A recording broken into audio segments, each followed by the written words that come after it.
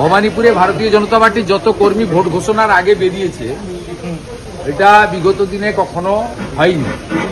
আজকে লোক সাহস করে বেরিয়ে এসেছে।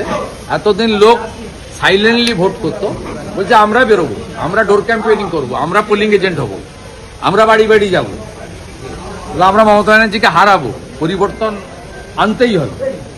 আমরা খুব উৎসাহিত এবং এই কর্মী সংখ্যা 3 গুণ হয়ে যাবে ভোট আস্তে আস্তে।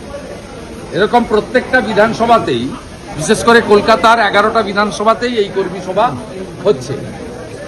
পার্টি আমাকে ভবানীপুর বিধানসভায় আসতে বলেছে, আমি এসেছি। এবং বাকিগুলোতে বিপ্লব দেবজি প্রত্যেকটাতেই কোনো না কোনো নেতৃত্ব, সঙ্গে তাপস রায় থাকছেন, নিয়ে মিটিং করছে। দক্ষিণ 24 পরগনা জেলায় 8,50,000-এর মতো ভোটারের নাম এখনো পর্যন্ত বাদ পড়েছে।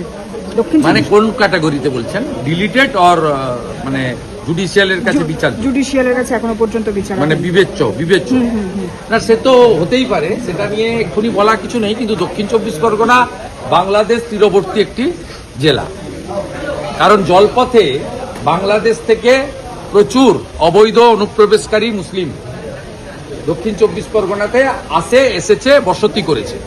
তৃণমূল কংগ্রেস দক্ষিণ 24 পরগনাটা মূলত যে আদি বাসিন্দা যারা, তাদের কাছ থেকে কাড়িয়ে নিয়েছে। ডেমোগ্রাফি চেঞ্জ হয়েছে। আপনি যদি আমাদের ঘটকপুকুর থেকে বাসন্তী এক্সপ্রেস হাইওয়ে দেখেন, অথবা সোনারপুর কামালগাজী থেকে ক্যানিং হয়ে গোসাবা পর্যন্ত দেখেন, তাহলে আপনি ভারতে বা পশ্চিমবঙ্গে আছেন না অন্য কোথাও আছেন, চোখের সামনে আপনি দেখতে পাবেন কিভাবে ডেমোগ্রাফি বদলেছে। কিভাবে ভাষা পরিবর্তন আপনি ওখানে গেলেই বুঝতে পারবেন। ভয়ঙ্কর ডেমোগ্রাফি যে জেলাগুলোতে চেঞ্জ হয়েছে, জনবিন্যাস বদলে গেছে।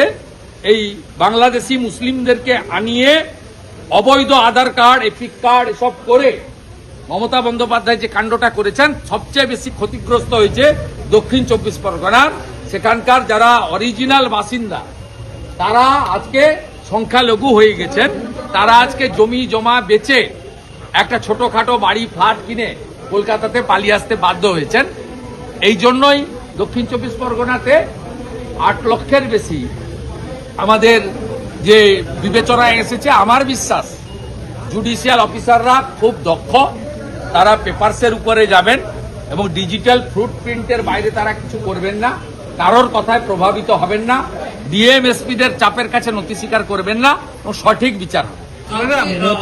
মতুয়া প্রভাবিত এলাকাগুলো থেকে এখনো পর্যন্ত যা খবর আসছে, তাতে হচ্ছে বিচারাধীন বলুন বা বাদ যাওয়া বলুন, সংখ্যাটা কিন্তু যথেষ্ট বেশি, এমন খবর আসছে। যথেষ্ট বেশি মোটেই নয়, কিন্তু আছে।